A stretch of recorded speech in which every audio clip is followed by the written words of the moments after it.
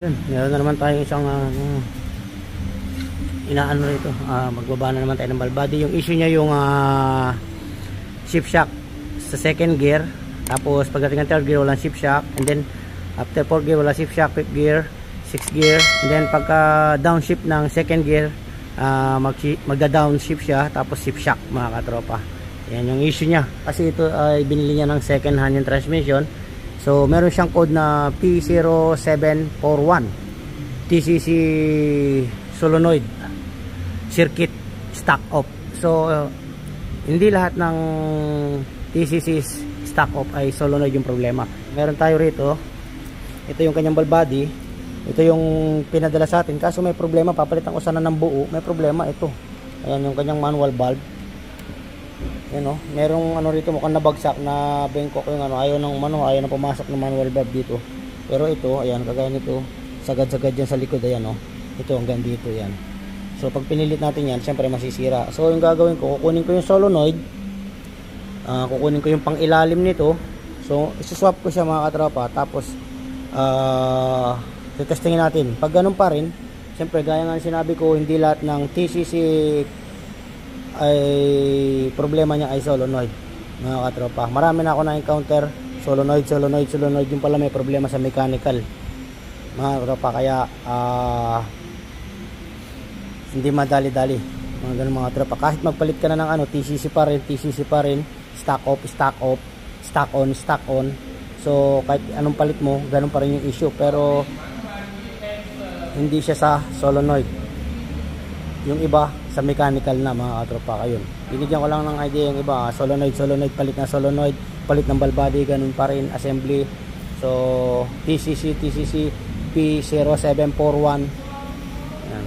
So kuminsan yung problema niya nasa torque converter or sa mechanical issue na yan mga katropa pagka ganyan. So yun, dito nga tayo sa room natin mga katropa. Binaklas ko na yung valve body mga katropa ng ating BT50. So yan. So ito yung valve body ng may problema sa manual valve, yung may tama sa ano niya, yung hindi pumapasok yung manual valve na sagad, so stock up. So ito yung valve body niya, ayan yung parts niya, ayan. So kukunin natin yung solenoid niya, ililipat natin dito sa ating stock valve body. So ito naman yung stock valve body niya, binuksan ko. Chinek ko naman yung mga piston, okay naman mga katropa, wala namang stock up. So yung gagawin ko nga, itong lower part na to, ito yung ilalagay natin dito sa upper part ng second hand na valve body na binigay sa atin. Yung yung lower part niya naman, hindi na natin gagamitin yan kasi nga hindi natin magagamit, i-stock up yung piston. So yan, ito pinagbaklas ko na nga. Plus meron tayong coffee, black coffee, yan, no sugar. Ganyan talaga pagka nagkakaedad na, kaya nang tiisin yung pait mga katropa. Yan. Ito yung ating overhauling. So sa ngayon yung ating overhauling ay ka-approve lang ng ating insurance. Yung ibang parts hindi inaprubahan, gaya ng main bearing. So sabi ko i-order na lang, tapos ilaban na lang natin sa susunod na ano, or i-resend ulit para ilaban yung parts na hindi pinalitan mga tropa, kasi claim ng insurance lahat yung ating parts. So yun nga, sa mga gustong madagdagan yung problema maliban sa mga problema nyong tinatabi, yan, magmekaniko kayo mga katropa, yan, para madagdagan yung problema nyo. Kagaya namin ng mga technician, araw-araw may problema mga katropa, hindi nawawala. Basta bumaba ka or pumasok ka sa workshop, meron na agad problema na darating sa iyo. Yan.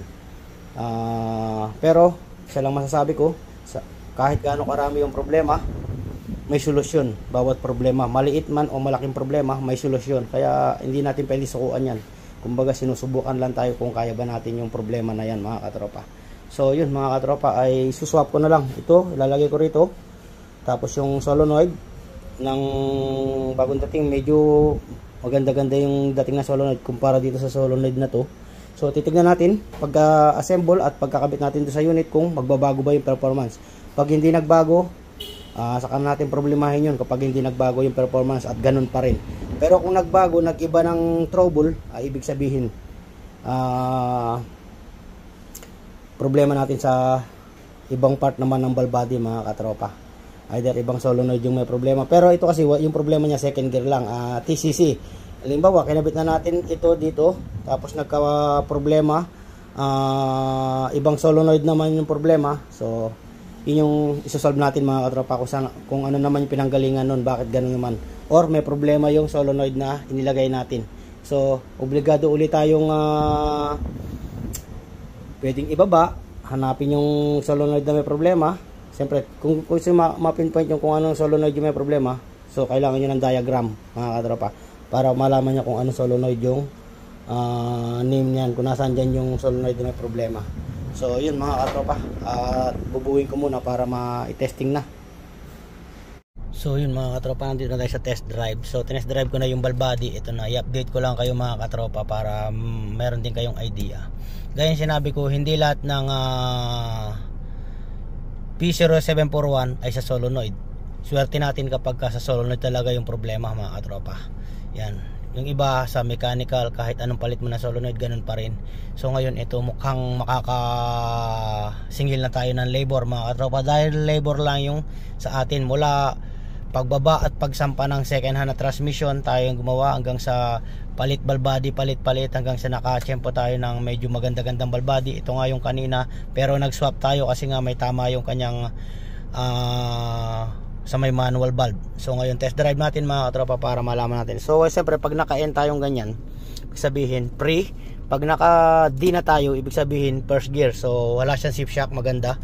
So try natin, kasi yung shift shock nito paakyat ng second gear. Tingnan natin kung meron, para lang mayroon din kayong idea. Yun second gear wala. Okay na yung shift shock niya mga katropa, smooth na. Ayan, third gear. Tapos mapapaano ko sa inyo may yung downshift. Ay, may sumingit tapos mabagal siya, di ba? Bitin tayo, bitin. Yan.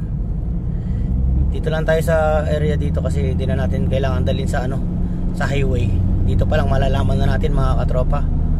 Hindi na tayo mag-highway. Ganda, parang ang ganda ng takbo ngayon mga katropa. Hindi kagaya nung before natin yung may issue siya sa second gear shift shock. Ngayon ang gaan niya. So yun nga, gaya sinabi ko, makakasingil na tayo ng labor pagka ganito mga katropa kay customer. Siyempre pupuntahin natin si customer, tapos ipapatesting natin sa kanya. Pag pumasa sa kanya, magmula umpisa natin ginawa ito, kakahintay ng mga parts niya, kasingil tayo ng labor. So yun, downshift ulit 40, 20. Tignan natin, punta ng 20. Yan, 20. Tignan natin kung may shift shock. Oops, wala. Yan, okay na mga katropa. So yun nga guys, sinabi ko, sisingil tayo ng labor. So yung ginawa natin kasi dito, yung transmission niya mga katropa, yung transmission niya is binuksan natin. So hindi na pwedeng i-overhaul, kaya recommenda natin bumili ng second hand.